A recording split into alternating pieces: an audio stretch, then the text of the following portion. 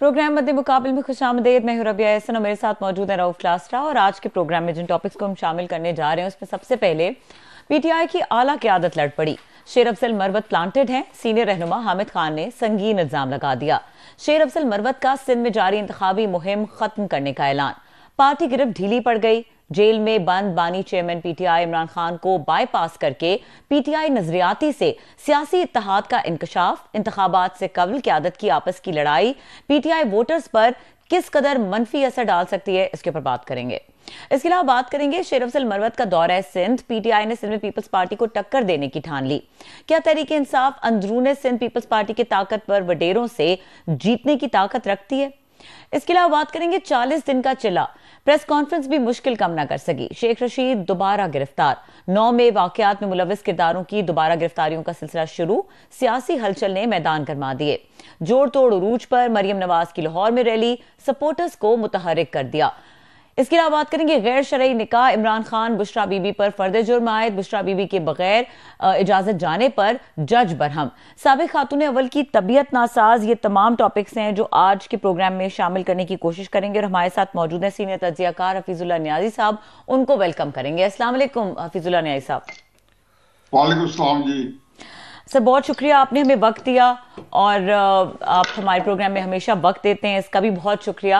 आज स्टार्ट करेंगे इस चीज़ से कि ये बताइए कि ये जो इस वक्त पीटीआई के अंदर चल रहा है, एक शदीद किस्म की लड़ाई के मनाजिर हैं, जो वकील हैं और पार्टी है वो आपस में गुत्थम गुत्था नजर आ रही है। इलेक्शन में चंद दिन रह गए हैं, तो क्या मामलात लग रहे हैं और आपके ख्याल में कौन ठीक है कौन गलत है? पहली बात तो यह है कि जो है ना, आपके प्रोग्राम में आना ऐसे ही है कि हुक्म क्लासरा मर के मफाजात। तो जाहिर है दम मैं मार नहीं सकता हूँ। काश मैं इनका छोटा भाई होता तो फिर मैं इनके साथ जो बसलूकी करता वो इनको तब पता चलता। हमारी लेकिन मैं बहुत ही चलता है। भाई है प्रोग्राम से हट के जी मैं हकीकत ये बता रहा हूँ कि ये मेरे फेवरेट पहले बने थे और दोस्ती और प्यार मोहब्बत बाद में होता है। ऐसा ही है सर, ऐसा मैं एक जमाना था कि जब ये दुनिया टीवी पे आज से कोई 10-12 साल पहले आते थे तो मैं सुबह सवेरे ऑन करके बैठ जाता था, इतना मैं इनका एडमायर था। I am humble sir, I am humble. देखिए तो you rightly deserve it sir. देखिए जी, बात यह है कि आपने कहा जी कि गिरफ्त ढीली पड़ गई है। मेरा ख्याल है रोक साहब गिरफ्त कभी थी ही नहीं। अच्छा, अभी भी एक टीवी प्रोग्राम में बैठा था तो यही एग्जैक्टली इसी तरह का कमोबेश सवाल था, क्योंकि आज का टॉपिक यही है। अब इसका जवाब लंबा चौड़ा क्या देना है। इमरान खान साहब जो है उनका जो तरीके इंसाफ है, 2 लाइनों में तंजीमी तौर पे तो मैं सिर्फ ये कह सकता हूं कि जब वो चंद दर्जन की पे मुश्तमिल थी तो भी तितर बितर थी, इफराद तफरीद का शिकार थी और मुश्किलात में पड़ी थी तंजीमी तौर पे। फिर जब वो एक इंतहाई जमे गफीर बन गया, माशाल्लाह बहुत ही उसको 4 चांद लग गए और वो साथ आसमान में पहुंच गई मकबूलियत भी और बंदे भी, तो उसके बुरान भी उसी तरीके से रहे कि जैसे आपका एक बड़ा डिपार्टमेंटल स्टोर भी ना चल रहा हो तो उसकी मुश्किलात, और एक छोटा सा जो आपका खोखा जो है वो भी ना चला तो मुश्किलात जो है जो बंदा चला रहा हो तो उसकी इतनी ही होती है। इमरान खान साहब की तहरीक इंसाफ के लिहाज से इस लिहाज से बदकिस्मत है कि तहरीक इंसाफ से उनको कभी भी आसूदगी नहीं मिली। ये जरूर है कि जब हमारे यहाँ अल्लाह का फजल करम से जब आपके पास मकाम आता है, हैसियत आती है, जैसे कि वजीर आज़म बन गए, तो उसके अपने डायनेमिक्स होते हैं। वो आप मेरा ख्याल में किसी बेचारे जो है बच्चा सका को बिठा दे, किसी मासी को बिठा दे, तो वो भी अपनी तकरीब मदद करा देगा और हर बंदे पे रोक डाल लेगा। ये वक्त होता है पार्टी कैसे बनती है। ये मैं पहले भी देख चुका हूं। इमरान खान साहब के ऊपर बेशुमार दफा मुश्किल वक्त है। बुरी तरह इलेक्शन हारे 1997 का, 2002 का। बैन ही पार्टी के अंदर इसी तरीके से हाथापाई ढींगा मुझे भी, तो मैंने हाथापाई नहीं देखी ना, मैंने तरीके इंसाफ के अंदर हाथापाई देखी है। मैं कोई गिले के लिहाज से नहीं कह रहा हूं, मैं तजियाती तौर पे कह रहा हूं, अमलन देखी है। और फिर जब 2017 में 2007 में गिरफ्तार हुए 5-6-7 दिन के लिए, तो यकीन आने, मैं नाम नहीं लेता हूं, दो ऐसे बड़े बंदों को जब मैं ये बताऊं कि वो दस्तों गिरबान हो गए और इमरान खान साहब बेचारे जेल में थे और मैं उनको मिलने जा रहा था, तो उनके लिए कुछ वहां से कोई गपशप लगा रहे थे, ये पॉलिसी बन रही थी, वो डीजी खान जेल में थे, तो मुझे समझ नहीं आती थी कि मैं अब जाकर उनको क्या बताऊंगा। मैंने नहीं बताया कि क्या हाल हुआ है कि आपके दो साथी जो थे और इतने सीनियर साथी जो थे, जो आपके नंबर 2 नंबर 3 कह ले या नंबर 3 नंबर 4 कह ले या नंबर 2 नंबर 5 कह ले या 4 कह ले, वो हदीसों से 10 से गिरबान थे। तो ये कोई अचंभे की बात नहीं है। अब आगे बात कि जी प्लांटेड, मेरा ख्याल है कि गौहर अली खान जब आए हैं, मैं गलत दूंगा, मुझे तो जो है, मैं उसमें एक छोटी सी बात अजराए तफन्नुन करता हूं कि चंद दिन पहले मेरी किसी जो है ना अच्छे एक जो सीनियर बंदे से मुलाकात हुई एस्टैब्लिशमेंट के, तो शामी साहब ने पूछा मुलाकात कैसी रही है, तो मैंने कहा शामी साहब, मेरा ख्याल था कि हम जो अकले कुल है और ये फारिग है। वहां जाके पता चला कि उनका ये ख्याल है कि वो अकले कुल है और हम फारिग हैं, जिनमें उनका असर शामिल है। बिल्कुल ठीक है। तो ये बात क्राइसिस ये जी कि हो सकता है कि मैं अंदाजा मेरा गलत हो, लेकिन मैं हकीकत कहता हूं कि जितने जो मेरे जार्ज सिंग्स है, जो मेरे पैमाने हैं, जो मेरे वेट्स एंड मेयर्स करने के तरीकेकार हैं, गौहर अली खान और तरीके साहब के लोग जिनके पास में टिकट है, कमाल भारत से ये सारे के सारे एस्टैब्लिशमेंट की जो है तहवील में चले जाएंगे। ये नहीं कि उनके प्लांटेड बंदे हैं, कुछ होंगे, लेकिन ये है कि उनके एक इशारे आबरू की मार है सारे के सारे।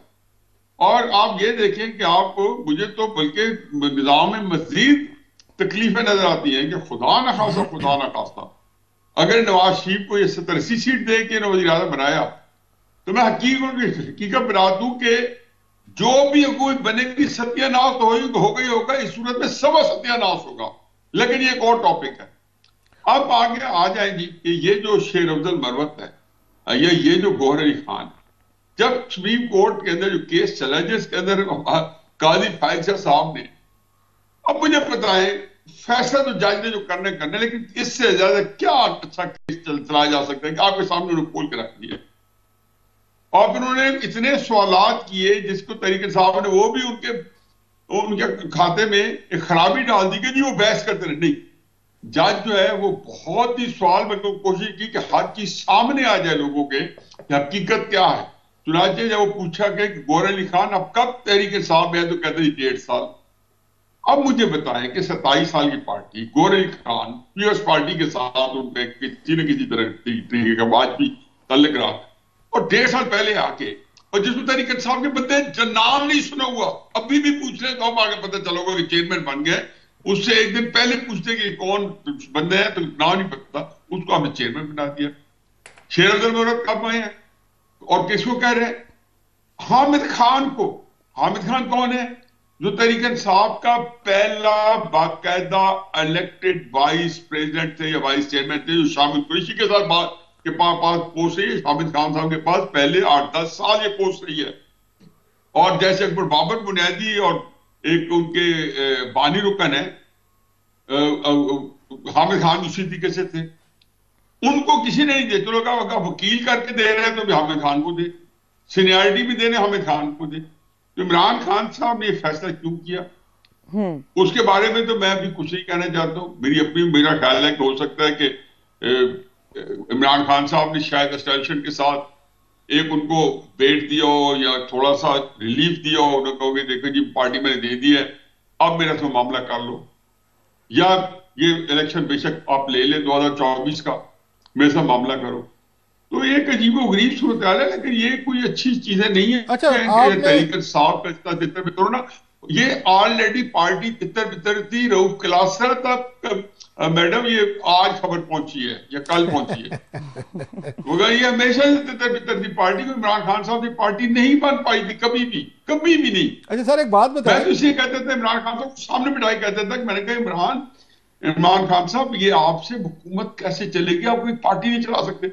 तुम ऐसे मुझे कहते थे कि तुम देख लेना हुकूमत बन जाएगी, चल पड़ी। आपकी इन्हीं फिर आप बातों देखें ये पहली कैबिनेट थी जिसके अंदर लोगों के हाथापाई इमरान साहब के सामने गालम गलौज हुई है वजीरों के एक दूसरे के साथ कि क्या है नहीं है खुए दिल नवाजी कि मेरे कारवां में नहीं है क्या नहीं खुए दिल आपकी इन्हीं नवाजी। बातों की वजह से नियाजी भाई, आपकी इन्हीं बातों की वजह से इमरान खान साहब ने आपसे जान छुड़वा ली थी कि हफीजुल्लाह नियाजी मेरे कज़न भी हैं, मेरे एज फेलो भी हैं, ट्राइब भी एक है, डीएनए भी सेम है, मिजाज भी एक है, और मुझे चार बंदों में बैठ के कन्फ्रंट करने की जरूरत भी रखते हैं। आपकी इन्हीं बातों की वजह से खान साहब ने आपसे जान छुड़ा ली थी कि ये तो लड़ते हैं मुझसे, ये मुझे सीधी सीधी बातें करते हैं। मई व्यू सर। बिल्कुल सही बात है जी। ये तो आपको पता है कि जमाने कदीम से कि मैं जाहिर इलाकों को कहना नहीं सकता, अपने भी क्या खफा मुझसे और क्या जो बेगाने भी जो खफा मुझसे और अपने भी नाराज। बात ये थी कि आपको कभी ये बात, मैं इमरान खान को एक बात कहता था, आपने किया, मैंने कहा इमरान एक बात जेब में रखना कि ये ये बंदा खुशकिस्मत होता है सियासत में कि उसके साथ कोई ऐसा बंदा है मौजूद है, बेशक उसके अंदर अक्ल ना हो, बेशक समझ ना हो, लेकिन उसको सियासत में दिलचस्पी ना हो, वो कम से कम उसकी अपनी जात को ना उसे कोई फायदा पहुंचता है। ना मैं तुम्हारी पार्टी का मेंबर हूं, ना मैं एमपीए बनना है, ना मैंने एमएनए बनना है, ना मेरी पार्टी के अंदर कोई मेरा इंटरेस्ट है, तो इसलिए मैं राय दूंगा उसका कोई मेरी जात से ताल्लुक नहीं होगा। या ख्वाजा आसिफ राय देंगे, ख्वाजा रफीक देंगे, महमूद शामिल कुरैशी देंगे, देखिए हर एक अपने वेस्टेड इंटरेस्ट है, क्यों ना हो। ये कौन सा कोई जमात इस्लामी है, ये कम्युनिस्ट पार्टी है कि जिन्होंने नजरिए के लिए अपनी जाने वक्त करी है, वक्त कर दिया, और आइडियलिज्म के लिए उनको उधर चाहिए नहीं होते। अच्छा एक नियाजी भाई एक और बात बताइएगा, इंटरेस्ट के लिए, तो ये बड़ी खुशकिस्मती है, लेकिन हमारे यहाँ इसकी अप्रिशिएट नहीं किया जाता। आप सही कहते हैं, इमरान खान साहब इस बात से बहुत परेशान रहते थे कि क्यों उनको बंदा कड़वी कसीली या सही बातें बता देता है। मैं गलत होता हूँ लेकिन सुनने में क्या अर्ज है ऐसी बातें। अच्छा ये बताएं हफीजुल्लाह भाई, अब खान साहब की अभी बात हो रही थी कि पार्टी के अंदर क्राइसिस है, अब खान साहब क्या करें? एक सेकंड के लिए हम उनको उनके जहन से सोचने की कोशिश करते हैं। वजीर आजम रहे, पार्टी के खिलाफ उनका बकौल, हुकूमत के खिलाफ साजिशें हुई, एस्टेब्लिशमेंट के खिलाफ हो गई, सारे बड़े बड़े इदारे खिलाफ हो गए, वो जेल में जा बैठे। उनकी पार्टी के टॉप लीडर जो थे या उन पे केसेस बना दिए गए, या वो मफरूर हो गए, या उनसे प्रेस कॉन्फ्रेंस करा दी गई। आपकी टॉप टीयर जो थी वो सारी गायब हो गई। आपके जो कुलीग थे, मतलब वाइस चेयरमैन शामिद कुरैशी साहब जेल में है, बाकी लोग जेल में हैं। आपके पास तो ऑप्शन ही कोई नहीं रह गया था, आप वकीलों पे डिपेंड करें। वही न्यू कमर जो आप बात बता रहे हैं, उनके केसेस थे अदालतों में, मतलब एक नहीं थे दर्जनों केसेस हैं, अभी भी चल रहे हैं। उन्हें वकीलों की सपोर्ट भी चाहिए, पॉलिटिकल आदमी तो रहा नहीं उनके करीब। तो खान साहब फिर क्या करते हैं? गोहर अली साहब पे भी डिपेंड करना था, शेर अफजल साहब में कम से कम जैसे भी हैं उन पर उनकी पार्टी जो भी इल्ज़ाम लगाए, लेकिन उन्होंने केपी के या उन्होंने सिंध में जाके लोगों को मोबिलाइज किया है। उन्होंने वो खौफ का जो बुत कहते थे उसको तोड़ा है। और आपको याद होगा कोई बंदा उस वक्त बात करने को तैयार नहीं था जब शेर अफजल जो है उसमें गए हैं, फील्ड में गए हैं, और उन्होंने डिफेंस दिखाई है। अब वो कहते हैं कि ये जो बैठे हैं वकला साहबान बैठे हैं, इनको तो कोई बंदा इनके पीछे आने को तैयार ही नहीं है, ये कुछ जलसा नहीं कर सकते, मैं ग्राउंड पे काम कर रहा हूँ, मेरे खिलाफ साजिशें कर रहे हैं। तो खान साहब क्या करते? जो बंदा जेल में बैठा हुआ और उनको मिलने की इजाजत सिर्फ दो लोगों से है, या वकीलों से मिल सकते हैं या अपनी फैमिली से मिल सकते हैं, सियासतदानों से भी नहीं मिल सकते। तो खान साहब फिर किधर जाएं? किस पे ट्रस्ट करें और कैसे ट्रस्ट करें? आप जैसे लोग भी दूर हैं उनसे, आप खड़े खड़े सुना देते थे, तो उनके पास क्या ऑप्शन था? इन्हीं लोगों पे एतबार करना था। उन्होंने अगर नहीं डिलीवर कर सके, दैट्स अनदर स्टोरी।